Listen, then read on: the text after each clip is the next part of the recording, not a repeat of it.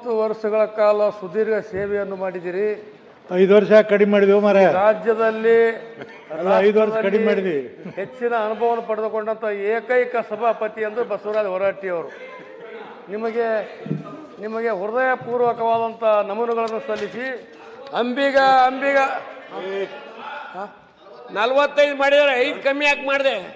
45 ವರ್ಷಗಳ ಕಾಲ ಸುದೀರ್ಘವಾದಂಥ ಸೇವೆಯನ್ನು ಸಲ್ಲಿಸಿ ಶಿಕ್ಷಣ ಸಮೂಹಕ್ಕೆ ದಾರಿದೀಪವಾಗಿ ಇನ್ನಿತರ ರಂಗಗಳಲ್ಲಿ ಸಮಾಜ ಸೇವೆ ಆಗಲಿ ಇನ್ನಿತರ ಎಲ್ಲ ಸೇವೆಗಳಲ್ಲಿ ಮುಂಚೂಣಿಯಲ್ಲಿ ಎದ್ದು ಕೆಲಸ ಮಾಡಿದ್ದೀರಿ. ಇಲ್ಲಿಗೆ ಬಾ. ನಿಮ್ಮ ಘನತೆ ಗೌರವಕ್ಕೆ ಈ ಸದನ ಯಾವಾಗಲೂ ಹೃದಯಪೂರ್ವಕ ನಮನಗಳನ್ನು ಸಲ್ಲಿಸ್ತದೆ. ನಿಮ್ಮಂಥವ್ರು ಇರಬೇಕು, ಸದನದಲ್ಲಿ ಇರಬೇಕು ನಿಮ್ಮಂಥವ್ರು.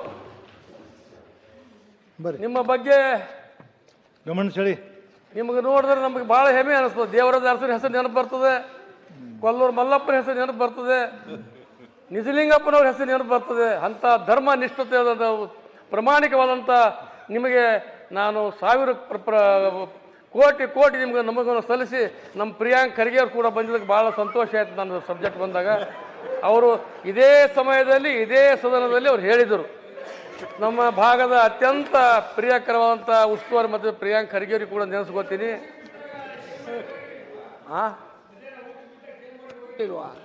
ಅಂಬಿಗ ಎಂದು ಕುಂದು ನಡೆಯದರು, ನಂಬಿದರೆ ಒಂದೇ ಹುಟ್ಟಿಲಿ ಕಡಿಯ ಹಾಯಿಸುವನೆಂದು ನಮ್ಮ ಅಂಬಿಗರ ಚೌಡಯ್ಯ ಎಂಬ ಮಾತನ್ನು ಹೇಳಿ ನಾನು ತಮ್ಮ ಗಮನ ಸೆಳೀತಕ್ಕಂಥ ಕೆಲಸವನ್ನು ಮಾಡ್ತೇನೆ.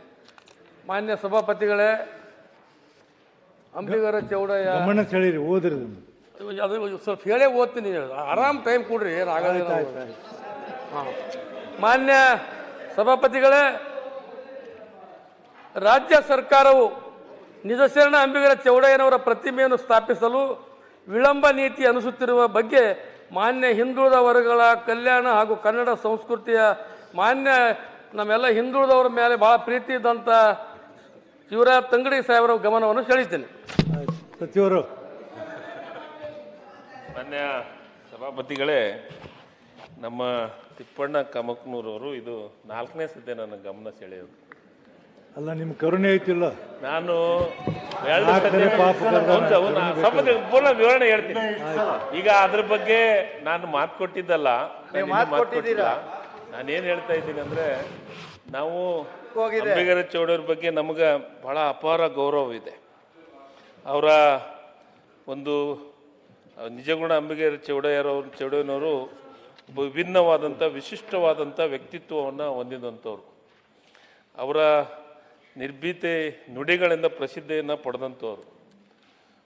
ಏನು ಅಂಬಿಗರ ಚೌಡಯ್ಯನ ನಾಮಾಂಕಿತದಿಂದ ವಚನಗಳನ್ನು ರಚಿಸಿರುವಂಥ ಭಾಳ ಪ್ರಮುಖವಾದಂಥ ಅಂಬಿಗರ ಚೌಡಯ್ಯರ ಮೂರ್ತಿಯನ್ನು ಪ್ರತಿಷ್ಠಾಪನೆ ಮಾಡಬೇಕಂತೂ ಇದು 3-4ನೇ ಸಲ ಇರ್ಬೋದು ನನಗನ್ಸಿದ ಮಟ್ಟಿಗೆ. ಯಾರು ನಮ್ಮ ತಿಪ್ಪಣ್ಣಪ್ಪ ಕಮಕ್ನೂರವ್ರದ್ದು. ಮಾನ್ಯ ಸಭಾಪತಿಗಳೇ, ಅವರು ವಿಧಾನಸೌಧದ ಮುಂದೆ ಮಾಡೋಣ ಅಂತ ಅವರ ಅಭಿಪ್ರಾಯ ಇತ್ತು. ಅದಾದಮೇಲೆ ಇಲ್ಲೇ ಸೌಧದ ಮುಂದೆ ಮಾಡೋಣ ಅಂತ ಈಗಾಗಲೇ ಅದಕ್ಕೆ ಅದ್ರ ಬಗ್ಗೆ, ಯಾಕಂದರೆ DPRಗೆ ಕಳಿಸ್ಬೇಕು. DPRಗೆ ಸಂಬಂಧಪಟ್ಟಂಥವರು ಸನ್ಮಾನ್ಯ ಮುಖ್ಯಮಂತ್ರಿಗಳ ಮುಖ್ಯಮಂತ್ರಿಗಳ ಹತ್ರನೂ ನಾನು ಈ ವಿಚಾರವನ್ನು ಪ್ರಸ್ತಾಪವನ್ನು ಮಾಡಿದ್ದೀನಿ. ಇವತ್ತು ಬೆಳಗ್ಗೆನೂ ಮಾಡಿದ್ದೀನಿ. ನಾನು ತಿಪ್ಪಣ್ಣ ಕಮಕ್ನೂರಿಗೆ ಹೇಳೋದೊಂದೇ ಒಂದು, ಒಳ್ಳೆ ಜಾಗವನ್ನು ಐಡೆಂಟಿಫೈ ಮಾಡಿ, ಬೆಂಗಳೂರಿನಾಗಿರ್ಬೋದು ಇಲ್ಲ ಬೆಳಗಾವಿನಾಗಿರ್ಬೋದು, ಸುವರ್ಣಸೌಧ ವಿಧಾನಸೌಧನೇ ಅನ್ಬೇಡಿ, ಎಲ್ಲಿ ಒಳ್ಳೆ ಜಾಗ ಇದೆ ಅಲ್ಲಿ ಒಂದು ಜಾಗವನ್ನು ಐಡೆಂಟಿಫೈ ಮಾಡಿ.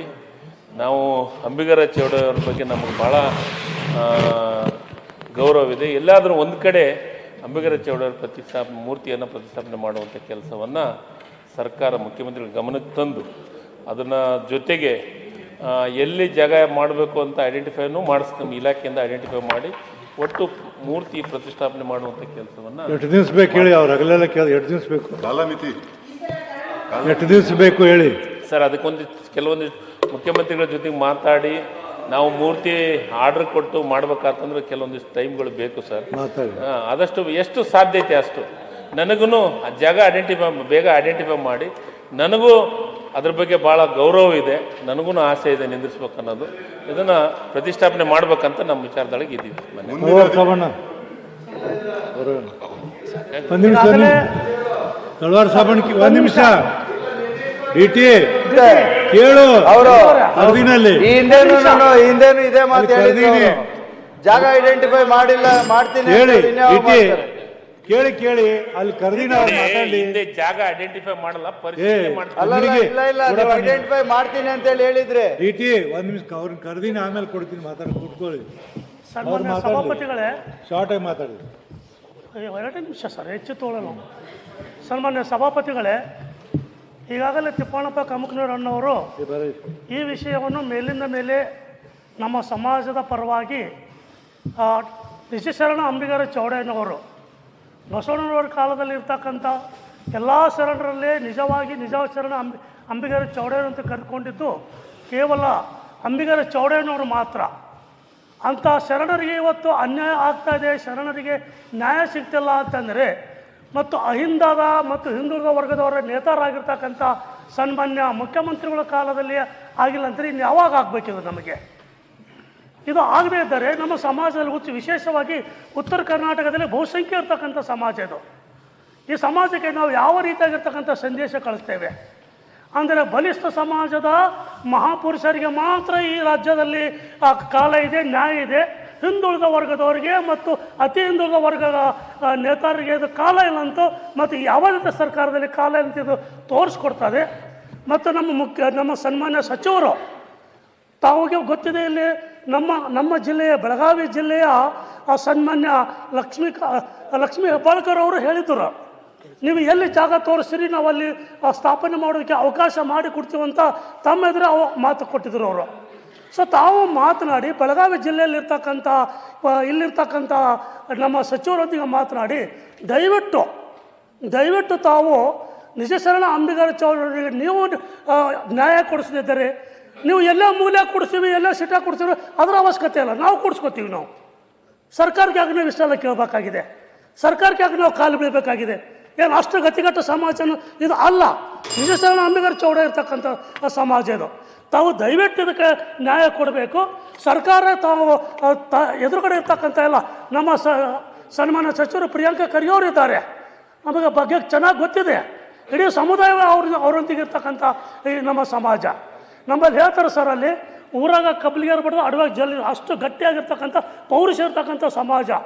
ಇವತ್ತು ನಮಗೆ ಈ ರೀತಿ ರಾಜಕೀಯವಾಗಿ ಹಿನ್ನಡೆ ಇರೋ ಕಾರಣಕ್ಕಾಗಿ ನಮಗೆ ನ್ಯಾಯ ಸಿಗ್ತಿಲ್ಲ. ನಮ್ಮ ಶರಣರಿಗೂ ಸಹ ನೀವು ನ್ಯಾಯ ಕೊಡಬೇಕು ಅಂತ ನಾನು ಸನ್ಮಾನ್ಯ ಸಭಾಪತಿಗಳ ಮುಖಾಂತರ ತಮ್ಮಲ್ಲಿ ಕೋರ್ಕೊಳ್ತೇನೆ.